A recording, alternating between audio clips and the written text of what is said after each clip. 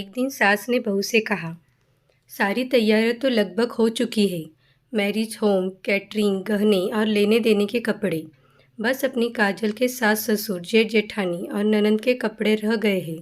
तो विनय को भेज दिया है। वो गया है आज उनकी पसंद के कपड़े खरीदवाने। 5,000 देकर भेजा है। इतने में तो हो जाएगा ना? नहीं होगा तो कहा है कुछ उधार कर दे, हम जल्द ही चुका देंगे। उसके जान पहचान की दुकान है। अब मैं चैन की सांस ले सकता हूँ। तुम देखना, अपनी बिटिया की शादी राजशाही शादी की तरह होगी। शहर के सबसे अच्छे मैरिज होम और सबसे महंगे कैटरिंग वाले तय किए हैं। सारा कुछ काजल के सास ससुर ने अपनी पसंद का तय करवाया है। बहुत खुश है वे लोग हमसे। हमारी बेटी को सराहकों पर बिठाकर रखेंगे। वैसे भी वो है ही इतनी प्यारी कि जाते ही सबकी लाडली बन जाएगी। काजल के पापा ने मम्मी से कहा। मम्मी बोली, चलो अच्छा है, सब व्यवस्था हो गई है। और सुनिए, मुझे भी कुछ पैसे दे दीजिए। गले के लिए एक नकली सेट लेकर आऊँगी। अब कुछ तो पहनना ही पड़ेगा, लड़की की माँ हूँ।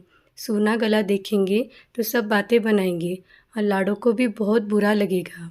कितना चाव से तैयार करती थी वो, जब मैं शादी ब्याह में जाना होता था। मेरे पास एक फ़ोटो है जिसमें मैंने अपना नेकलेस पहना है। उसी को दिखा दूंगी और उससे मिलता जुलता कुछ ले आऊंगी। लाडो को पता नहीं चलना चाहिए कि मेरे गहनों से ही उसके गहने बनाए हैं। हाँ ठीक है, ले लेना पैसे, ले आना कुछ अपने लिए। और हाँ, कैश की तुम चिंता न करो, पूरी व्यवस्था हो गई है। शाम को मनोज आएगा पैसे लेकर। मैंने घर के पेपर्स दे दिए थे उसे, काजल के पापा ने कहा। मम्मी पापा को बात करते हुए गेट पर खड़ी काजल ये सब सुन रही थी। उसकी आंखों से झरझर आंसू बह रहे थे। वह दौड़कर पापा के पास गई और उनके गले लगकर बोली, पापा नहीं करनी मुझे ये शादी। आपको मेरे लिए ये सब करने की कोई ज़रूरत नहीं है। मुझे किसी ने बताया क्यों नहीं कि अजय के घर वालों ने इतना कुछ मांगा है आपसे। मैं अभी उनसे बात करती हूँ और कहती हूँ कर ले अपनी बेटी की कई और शादी। कोई ना कोई तो मिल ही जाएगी जो हमसे ज़्यादा कीमत देने के लिए तैयार हो उनके बेटी की। काजल फ़ोन लगाने लगी अजय को। पापा ने हाथ से फ़ोन छीन लिया और बोले, नहीं बेटा, ये क्या करने जा रही है तू? घर में रिश्तेदार आ चुके हैं, सारी तैयारियां हो चुकी है। 3 दिन बाद तेरी शादी है बेटा। हमारी बहुत बदनामी हो जाएगी। घर का कुछ नहीं, मैं हर महीने अपनी सैलरी से पैसे जमा करता रहूँगा, तो कुछ दिनों बाद पेपर छुड़ा लाऊंगा। लेकिन एक बार समाज में बेइज्जती हो गई तो उसकी भरपाई नहीं कर पाऊंगा बेटा। माँ ने कहा, तू बिल्कुल भी परेशान मत हो। मैं तो बहुत खुश हूँ कि मेरे गहने मेरी बेटी ही पहनेगी।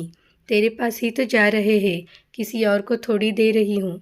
ये लेन देन तो सदियों से चला आ रहा है बेटा। इसकी वजह से हम शादी नहीं तोड़ सकते। कितना अच्छा लड़का है अजय, तुझे बहुत खुश रखेगा। और उनकी क्या गलती है? अपनी हैसियत के हिसाब से मांगा है। अब हमारे पास नहीं है तो ये हमारी कमी है जिसे हम पूरा कर रहे हैं। मम्मी पापा की बात मानकर काजल तैयार तो हो गई थी, लेकिन वह खुश नहीं थी। हर बार यही सोचती कि कितने महान होते हैं माता पिता, अपने बच्चों के लिए क्या क्या कर जाते हैं। घर गिरवी रख दिया, गहने चले गए, जीवन की सारी पूंजी चली गई, फिर भी थोड़ी सी भी सिकन तक नहीं है इनके चेहरे पर। सारा कुछ खुशी खुशी कर रहे हैं। शादी हो गई थी, काजल ससुराल भी आ गई, सारी रस्में हो गई। महिला संगीत में काजल ने अपनी माँ वाले गहने पहने। अगले दिन जब कुछ रिश्तेदार बचे थे तो काजल की सास ने उसे बुलाया और बोली, बहू, जो तुमने गहने पहने थे वो गहने हमें दे दो, हम रख लेंगे। और उनमें से तुम्हारा गले का एक सेट तुम्हारी ननंद को बहुत पसंद आया है, वो उसे दे दो। ये सब सुनकर काजल को बहुत बुरा लगा और अपने गले में से सेट उतारते हुए बोली, मम्मी जी, वो सेट मैं नहीं दे सकती, वो मेरी मम्मी के गहनों से बना है। आप दीदी को ये वाला सेट दे दीजिए, ये तो आपने ही बनवाया है और इनको ये पसंद नहीं है, तो इनकी पसंद का सेट बनवा दीजिए। इतना सारा कैश दिया है मेरे पापा ने। पास खड़े अजय ने भी कहा, सही तो है माँ, आप दीदी के लिए नया सेट बनवा दीजिए।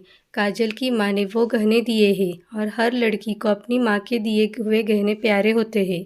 इतना सुनते ही अजय की माँ तमतमाते हुए बोली, बड़ों की बात को काट कर अपनी चलाओ, यही सीख कर आई हो तुम। तुम्हारी माँ ने ज़रा भी संस्कार नहीं सिखाए तुम्हें? काजल ने सहजता से कहा।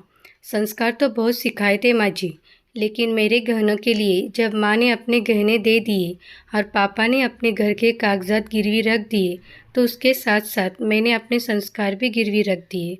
इतना कहकर काजल अपने कमरे में चली गई, लेकिन पूरे हॉल में सन्नाटा छाया हुआ था और सब लोग एक दूसरे की तरफ देखते रह गए थे। अगर आपको ये कहानी अच्छी लगी हो तो इसे लाइक कीजिए, शेयर कीजिए और चैनल को सब्सक्राइब कीजिए।